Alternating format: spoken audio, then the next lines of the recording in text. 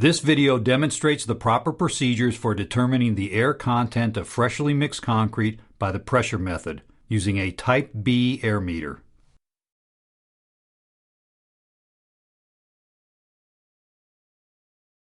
This air content test is intended for plastic concrete made with relatively dense aggregates, for which an aggregate correction factor can be determined. Mixtures with aggregate that would be retained on a 2-inch sieve shall be wet sieved over a 1.5-inch sieve.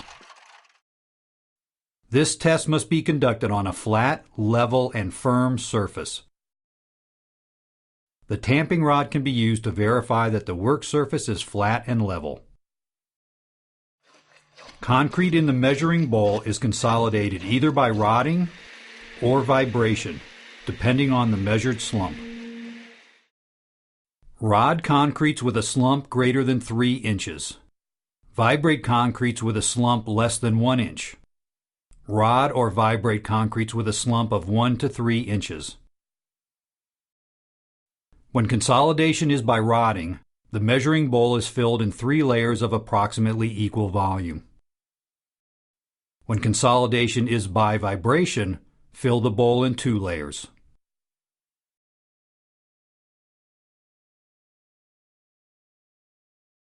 The equipment needed for this test includes a Type B pressure meter, scoop, tamping rod, mallet, strike-off bar, syringe, and container of water.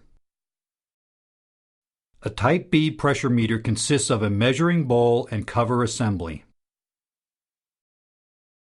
The cover assembly includes 2 petcocks, which provide a means to introduce water and maintain pressure in the meter. An air chamber, pump, and bleeder valve to generate a volume of compressed air, a gauge which displays the initial pressure line and measured air content, and the main air valve, which releases the compressed air in the chamber into the measuring bowl. The scoop shall be sized to obtain representative material from the receptacle and not spill as concrete is placed in the bowl.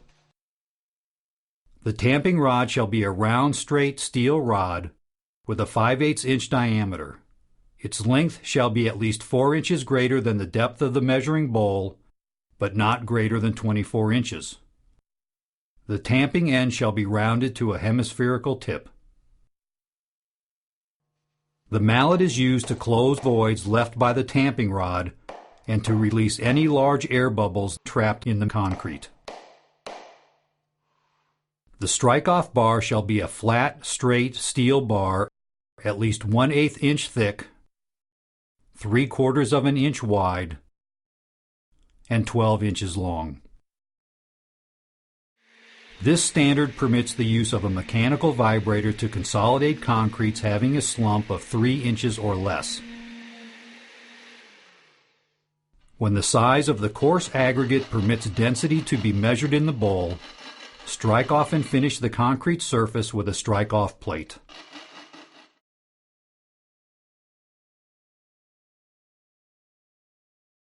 Begin by properly obtaining a representative sample of fresh concrete. Next, dampen the interior of the bowl. Using the scoop, place the first layer of concrete into the bowl. Move the scoop around the bowl to distribute the concrete. Consolidate the concrete by rodding the layer through its depth 25 times, no more and no less.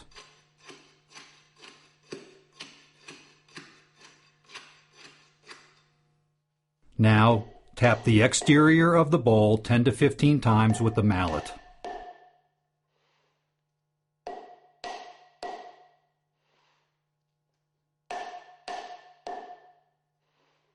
Add the second layer of concrete to the bowl.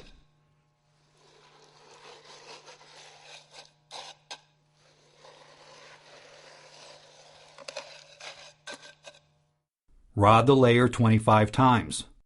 The rod should penetrate through the second layer and into the first layer about 1 inch.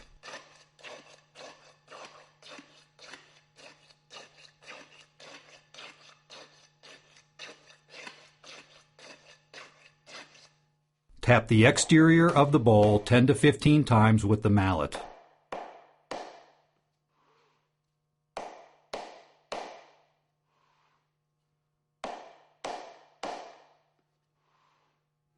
Add the third layer of concrete to the bowl.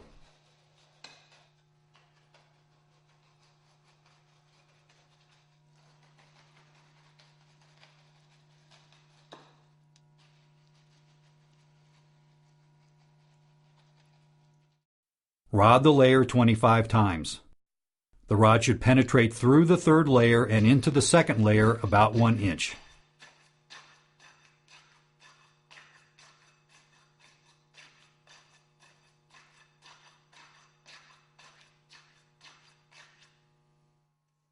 Tap the exterior of the bowl 10 to 15 times with the mallet.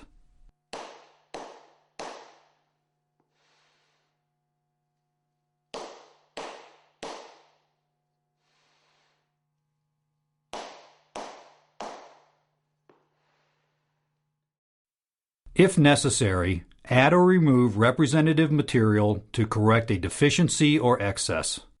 Approximately 1/8 inch of material above the rim of the bowl is considered optimal. Strike off any excess concrete using the strike-off bar in a sawing motion until the bowl is just level full.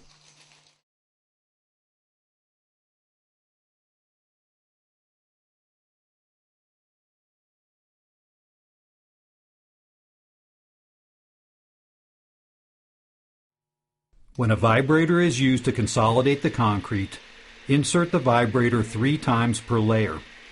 Evenly distribute the points of insertion and do not allow the vibrator to touch the bowl.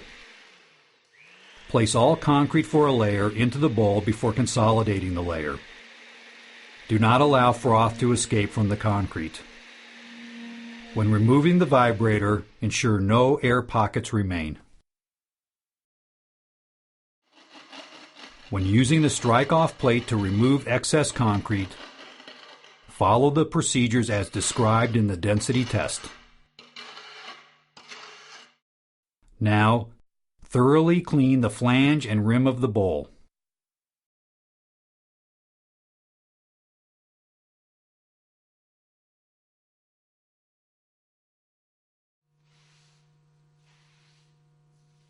Confirm that all air has been released from the air chamber, that the main air valve is closed, and that both petcocks are open. Next, dampen the underside of the cover assembly along with the O-ring. Seat the cover on the bowl and engage the clamping mechanism.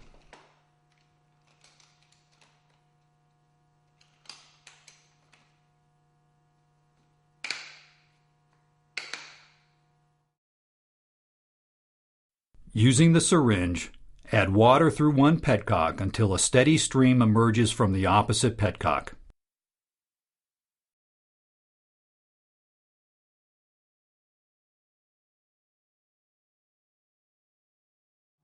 Gently jar the meter until all air has been expelled. Continue by pumping air into the air chamber until the gauge hand is near the initial pressure line.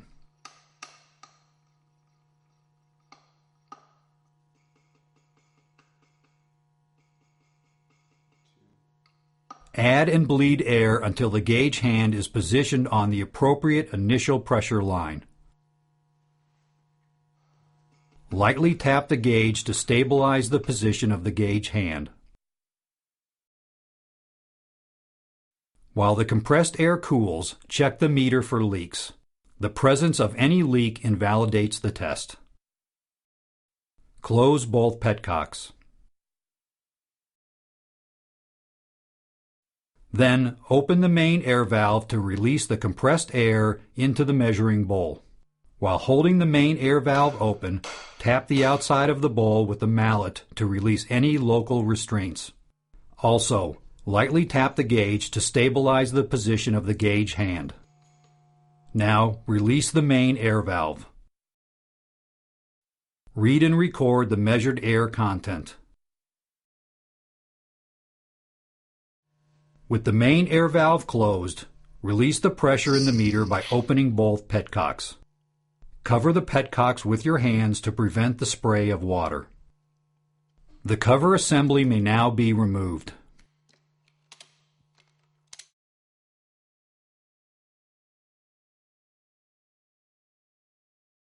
The final air content is computed by subtracting the aggregate correction factor from the meter reading.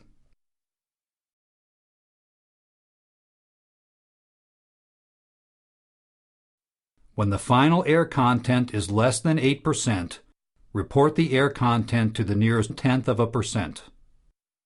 When the final air content exceeds 8%, report the air content to the nearest half division on the gauge scale. Refer to the datasheet related to this training module for a copy of the data collected during this demonstration and any associated computations. Also, refer to the slide presentation related to this training module for a set of example computations and a practice problem. Don't forget to clean your equipment.